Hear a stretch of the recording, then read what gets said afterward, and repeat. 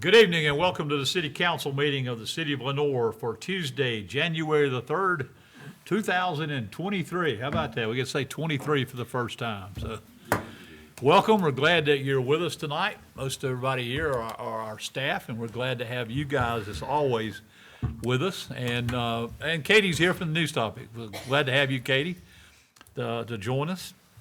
So, just a minute, we'll go to our moment of silence and our Pledge of Allegiance. Before we do that, I would like to say some thank yous to all of our staff for everything that's been going on over the last few months. We appreciate, obviously, the Christmas and all the decorations and everything that you guys did such a great job with. We have had more compliments, and I'll tell you what, people have been so excited about it. We really appreciate Matthew and John and all you guys, everyone, Bradford, Police, Kenny, all of you, thank you so much for all you've done for that downtown. And also thank you for, I know it's been tough these last cold days. We've had a lot of guys out in the cold nights and trying to get things fixed and going, and so we appreciate all of that. Please pass on that the council appreciates all that's been done there. I know it's been some tough times doing that. Fires, I know we had a fire Christmas Eve, I think it was, that we had to go out for, and just so many things. So thank y'all for all you do. Thank you for 2022, and we look forward to 2023 being a successful year. So it's almost like you were 6 months delayed on talking about that. It's 65 today and yesterday. I know, that's the truth. That is the truth. One other quick thing, where's Ted? Tell Ted to step out here a minute. There he is. Ted got married on New Year's Eve. So we're proud of that. He got engaged on Christmas Eve, got married on New Year's Eve. That was a quick one. Ted, congratulations, and we hope everything will be great. You better be careful. It's been too recent. All right, now we'll go to our time of just a minute moment of silence and our pledge. As we do, let's please keep the football player that was injured for Buffalo last night. What a horrible thing. Of all the years I know we've all been watching football, I don't think we've ever seen anything like that. We've seen injury before, but we've never seen someone we weren't sure whether they were alive or not. The reports today are that he is, and they're trying to do things to get him back going again, and we hope that he will, and we'll keep him, please, and his family in our thoughts and prayers as this moves forward. So thank you. Let's now rise for our moment of silence.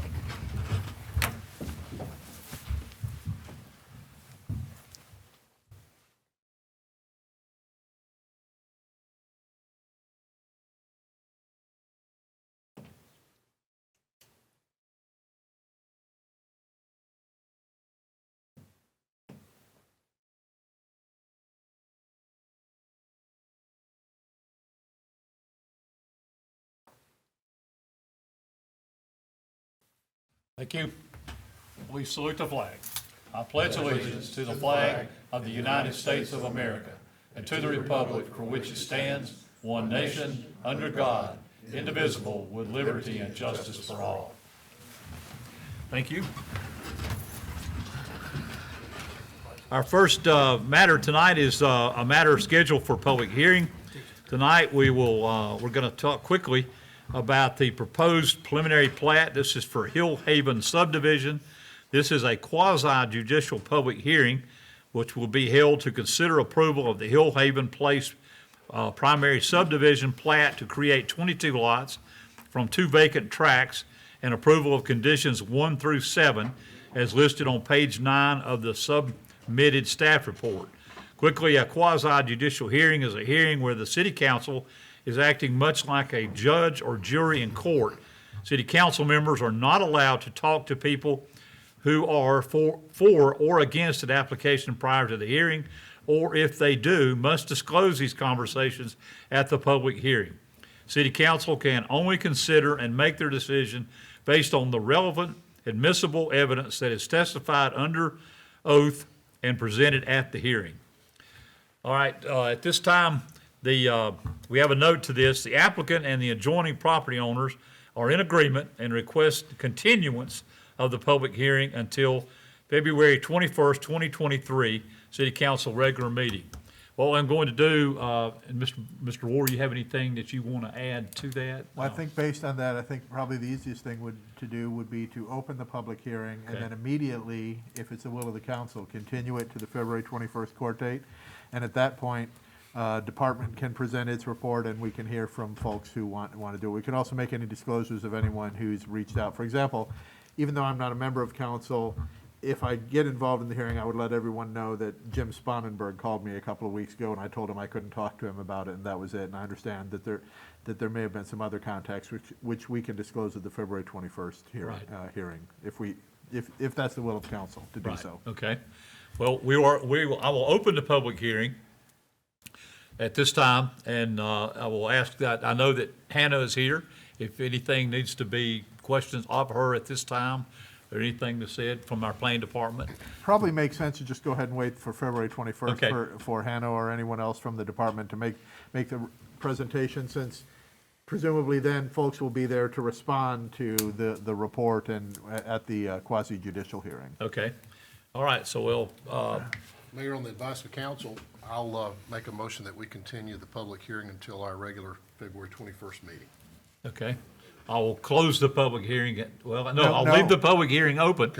Continue it until the meeting of February 21st. And we have a motion from Councilmember Purdue that we continue it till February 21st. Any other question or discussion? If not, all in favor, please say aye. Aye. All opposed? Thank you. Thank you, Hannah, for being ready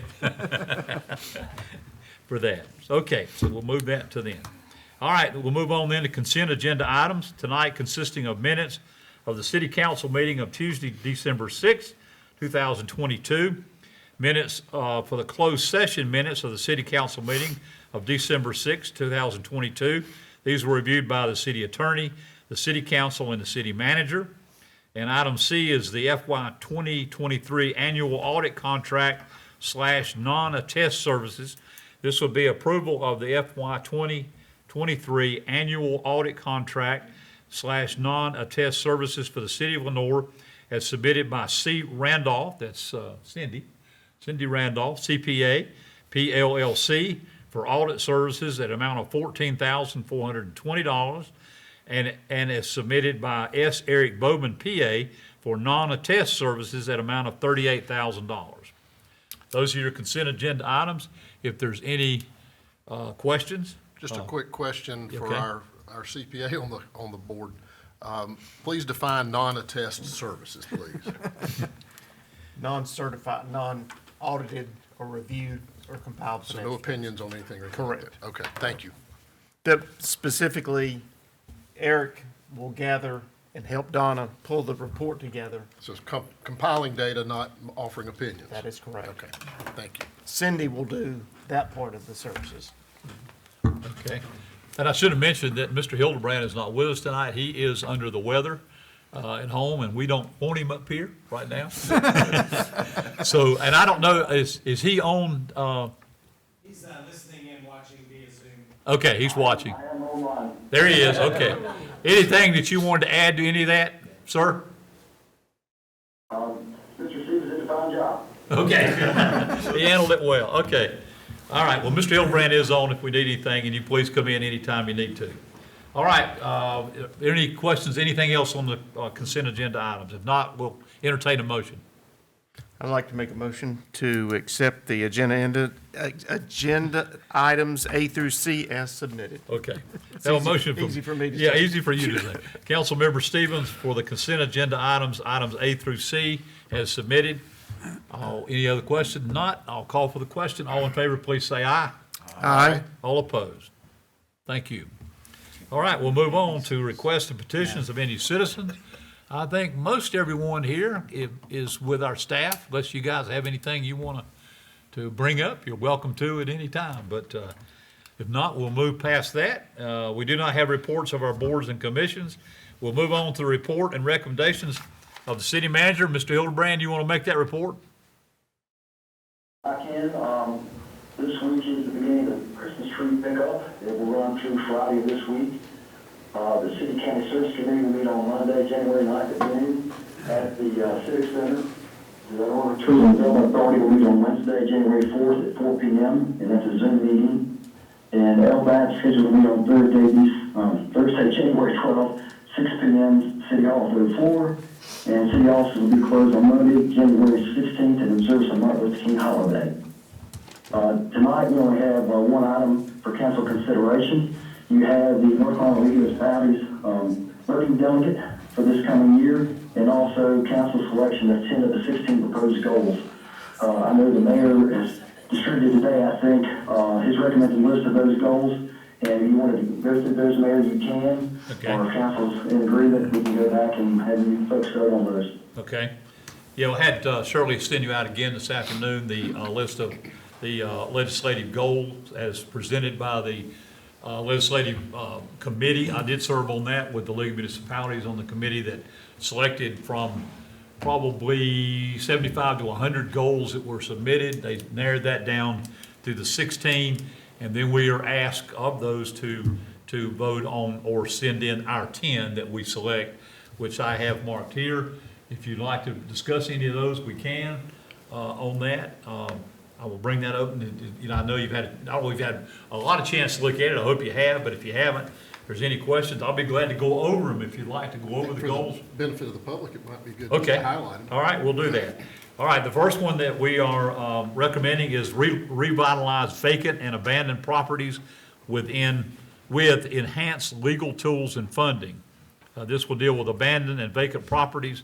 Often the subject of so-called tangled titles can affect the ability of communities to revitalize areas and improve economic conditions. The abandoned properties with enhanced legal tools to help heirs clear up the title issues and sell properties at market rates could help address local housing needs. And third part of this one is many towns do not have the funding to adequately address abandoned properties. That's the first goal. Second goal is create an adequate and permanent funding stream for local infrastructure. The infrastructure, including roads, water, sewer, stormwater, parks, and beaches, are critical to economic development and job creation. Many cities in the state are growing, creating a constant need for investment to keep pace with population growth. Many cities and towns also have aging infrastructure and structure that must be replaced, and creating more permanent funding streams for local infrastructure, such as a dedicated tax source, would allow for better planning to meet needs. That's number two. Number three that we're recommending is expand incentives and funding for local economic development. Funding is simply inadequate in many cities and towns to encourage job growth. State grants and incentives are often targeted in ways that fail to assist the areas in greatest need of job creation, and maintaining or expanding funding for film tax credits, major industrial site development, downtown development, and renewable energy tax credits help cities and towns across the state. That's items, that's 1, 2. That's item 4, expand incentives that encourage regionalization of water and sewer, as well as other municipal services when appropriate. A number of municipal water and sewer systems continue to financially struggle with deferred maintenance needs. These challenges come about largely due to population and job losses in rural areas, leading to an erosion of taxpayer and ratepayer bases. While legislators and municipalities have begun to address these issues with the creation of the Viable Utility Reserve and the use of the ARPA funding, state estimates show needs still exceed expenditures by several $1 billion. All right, number 5, enhance state systems and resources for local law enforcement officer recruitment, training, and retention. Municipalities across the state are facing large law enforcement staffing shortages, in many cases severe shortages. State training resources are limited, and the cost of local law enforcement agencies to send recruits and existing officers to North Carolina Justice Academy locations can be prohibitive, and grant writing assistance is one of the several options that might provide better access to the large volume of federal law enforcement grant funding that is available. That's number 5, let's see, this one's 6. No, I got that one. Sorry, gonna make sure I marked it. Okay, this one is revised state contracting laws to better protect public entities from effects of inflation. Labor and material costs have been rising at a rapid rate, leaving municipalities with a few options when project bids and costs exceed expectations. Additional flexibility regarding the contracting process could assist municipalities in protecting taxpayers from inflation and escalating costs. Without contracting law flexibility, projects can be delayed and costs can further increase. Next one is update annexation petition thresholds to make voluntary annexations easier to initiate. Voluntary annexation by petition currently requires 100% consent from all property owners, a threshold that can be impossible to meet even if a majority of property owners can benefit by utilizing their property for business or residential purposes. Lowering the threshold from 100% represents a middle ground that would still reflect the will of property owners but not handicap communities' ability to economically thrive. The ability of a city or town to grow and reflect its urban footprint is vital to its financial health. City services are relied on by residents whether they live in or near municipal boundaries. The next one is provide authority to municipal water systems to recoup costs of cleanup from polluters. Local municipal water systems are increasingly being looked to for the cleanup of the PFAS and other forever chemicals found in the surface waters.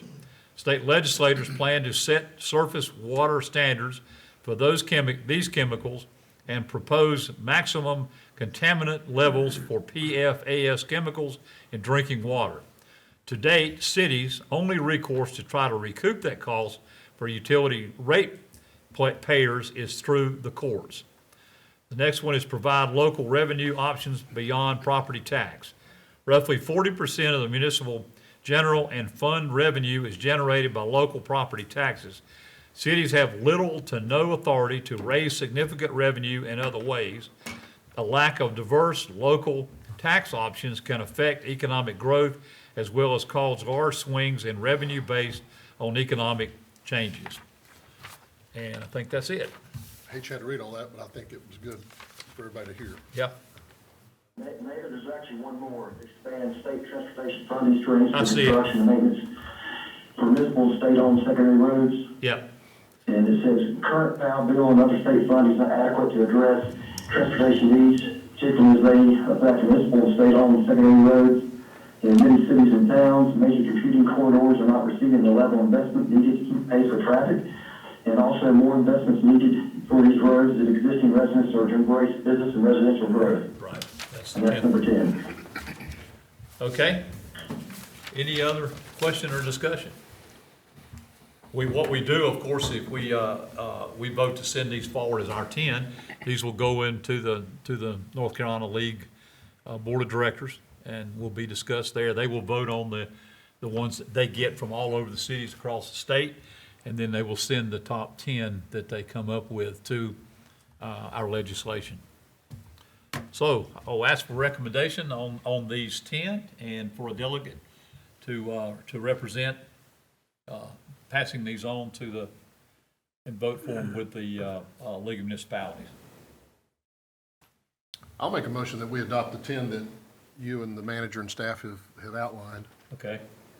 All right, we have a motion from Councilmember Perdue that we agree upon and vote on the 10 legislative goals that have been presented tonight.